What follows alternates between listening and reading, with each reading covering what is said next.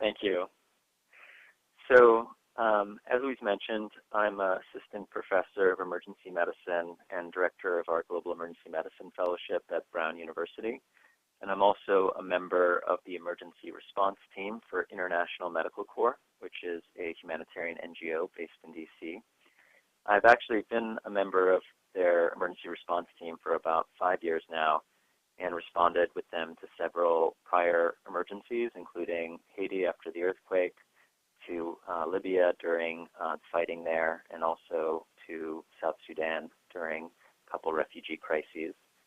In August, International Medical Corps decided to launch response in Liberia and Sierra Leone to the Ebola epidemic, and I was called up to help them set up their very first Ebola treatment unit.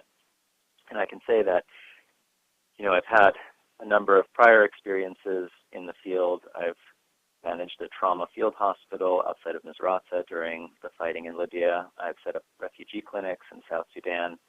And setting up an Ebola treatment unit is definitely by far the hardest and most complicated, and also perhaps one of the loneliest tasks that I've done in my career. So the initial work involved first training ourselves. International Medical Corps, like so many of the other NGOs involved, had no experience responding to Ebola in the past. I personally had no experience responding to Ebola in the past. So I spent time first, along with several other members of our team, at ELWA 3, which is the large MSF-run Ebola treatment unit in Monrovia, and learned a bit about the MSF procedures and guidelines, which we then adapted ourselves. The next process involved finding a site to set up the Ebola treatment unit. And as you can imagine, this is a controversial issue because very few communities want an Ebola treatment unit in their midst. We actually set up ours in Bong County, which was identified by the Ministry of Health and by WHO at the time as the county which had the highest number of cases in Liberia, but still had no Ebola treatment unit.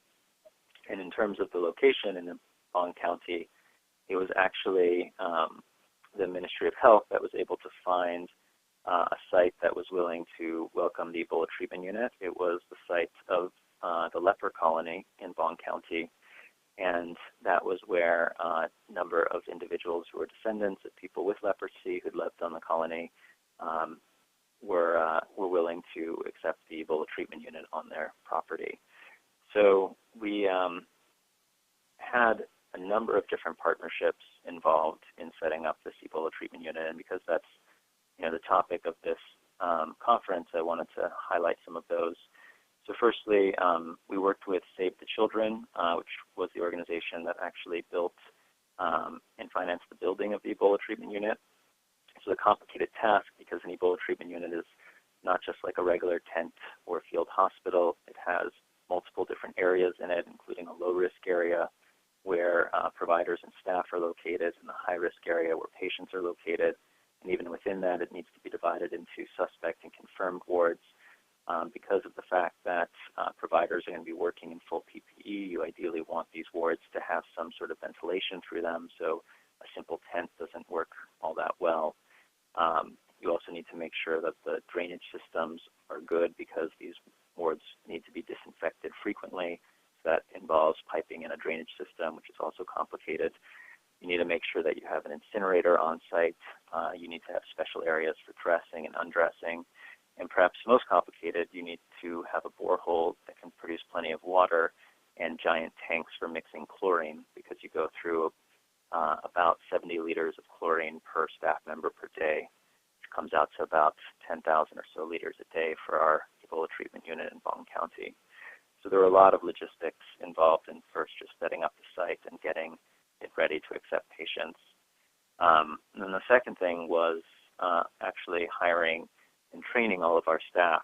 So our Ebola treatment unit in Bong County, which is a 50-bed unit, so not even that large, requires 170 staff to run it. And that includes not only doctors and nurses, but also psychologists and data managers, and then all of the folks involved in the disinfection process, so hygienists and waste handlers and cleaners and chlorinators and sprayers and safety monitors. It's a huge staff, and we had to hire and train all of them. Out of that 170 staff, perhaps about 10 or 15 were expatriates like myself, and the remainder were all local Liberian staff. And so it was a huge effort, and that's what we spent a lot of time in the week before we opened up our Ebola treatment unit, just training the staff and making sure that everyone understood their roles and their jobs and how to follow the protocols, and most importantly, how to dress and undress from the PPE correctly. We also needed to set up supply chains for all our resources. So usually in humanitarian context, most of the time, you're going to source your medications and your other supplies locally. At most, you may have an interagency emergency health kit from WHO that provides you some additional medications. But in the context of an Ebola response, it's much more complicated because you have to source the personal protective equipment, the suits and the hoods and the boots and the masks and the goggles and so forth. And most of that can't be purchased locally. It needs to be sourced on the international market. And this is an international market that's already very, very strained. And so finding these materials and creating an adequate supply chain is difficult. And so that was also a lot of the work involved in setting up the unit. The last component that you need in place in order to run an Ebola treatment unit is a functioning lab. And this is because the entire setup and functioning of the Ebola treatment unit is predicated on being able to separate quickly patients who have Ebola virus disease from those who don't. And if you can't separate them quickly, then your suspect ward fills up with patients who are suspect cases, some of whom have Ebola, some of whom don't, and the ones with Ebola end up infecting the other patients eventually. So rapid turnover of lab testing is really important. We were actually very lucky in that we were able to partner with the U.S. Navy, actually, with their Biomedical Defense Research Lab, which sent out a team to set up a laboratory right next to our Ebola treatment unit. And that allowed us to cut down the turnover time for lab testing from 5 days when we were at first sending them down to Monrovia to about 5 hours, which really helps with the functioning. And then the other component to running the Ebola treatment unit is your patients and where they're coming from. And so for that, we actually partnered very closely with the county, the Liberian Ministry of Health and Social Welfare, with the Bong County office, and worked very closely with their surveillance officer. So they have a system in place for detecting new cases in the county, basically a system of community health workers who are identifying cases that were possible cases in their communities, and then alerting the county surveillance officer and their teams who would go out and investigate to see if the cases really met the case definition. And when they did, they would call us at the Ebola treatment unit. We would send out our ambulance team to pick up the patients. So the vast majority, perhaps 2/3 of our patients, were actually coming by our ambulance from the community and were identified by the county surveillance team, with a much smaller percent of patients self-presenting to our Ebola treatment unit. So these were kind of all of the systems that needed to be set up in advance before we opened up our Ebola treatment unit, which we did on the 15th of September, and now have just about 2 months of experience running it. And since then, IMC has set up a couple additional units. We have a new Ebola treatment unit in Margibi County nearby, and also we're setting up Ebola treatment units in Sierra Leone, kind of learning from our initial experience and copying our protocols.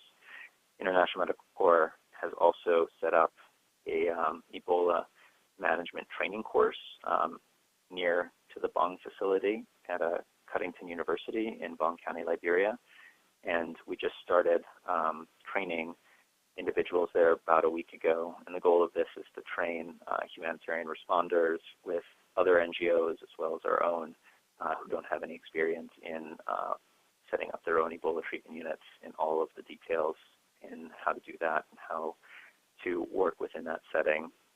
And so this is hopefully going to expand the capacity of the humanitarian system to respond, because one of the greatest limitations, really, I think, in my opinion, the primary limitation in the scale-up of this epidemic has just been a lack of training and experience in Ebola, and that has made it very difficult for organizations to feel comfortable in responding safely.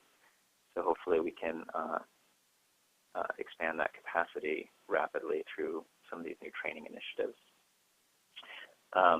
So that, was my experience in terms of working in Liberia and setting up our Ebola treatment unit, and I've continued to be involved with the training program and writing curriculum for that, and happy to answer any questions after the rest of the panelists.